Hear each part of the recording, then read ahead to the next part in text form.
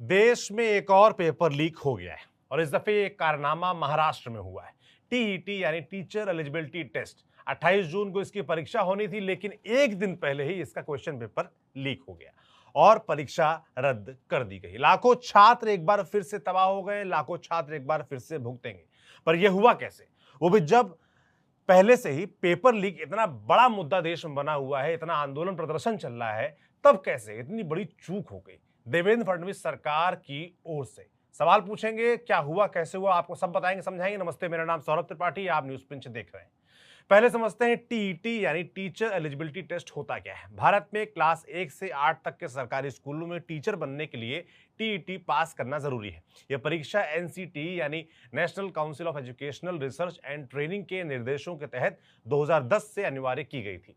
महाराष्ट्र में इसे महाटेट कहते हैं। ये टेस्ट पुणे में होता है और इसको करवाती है एमएससी यानी Maharashtra state council of examination.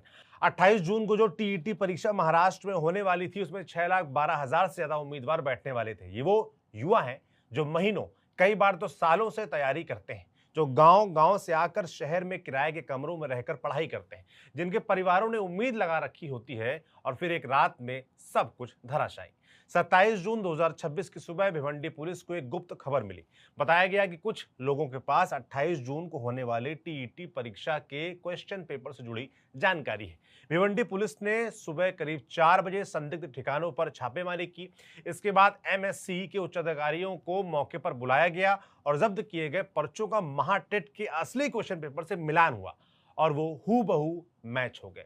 Police ने इस मामले में 3 लोगों को गिरफ्तार किया और भिवंडी पुलिस स्टेशन में मामला दर्ज कर लिया गया। इसके बाद लीक की पुष्टि होते ही शिक्षा विभाग ने 28 जून को होने वाली परीक्षा तत्काल प्रभाव से रद्द करने का फैसला आदेश जारी कर दिया है।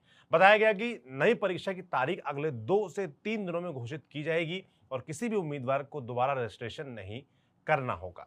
अब इसमें कुछ लोग ये भी कह सकते हैं, भाई जानकार कह सकते हैं कि परीक्षा कम से कम चलिए, पेपर जो लीक था एक दिन पहले रोक लिया गया, परीक्षा दोबारा सरकार कह रही कि भाई हम जल्दी डेट जारी करेंगे, ये सब बातें ठीक है। मगर फिर सवाल यही उठता है कि आखिर ये नौबत बार बार आ कैसे जाती है, पेपर लीक हो कैसे जाता है।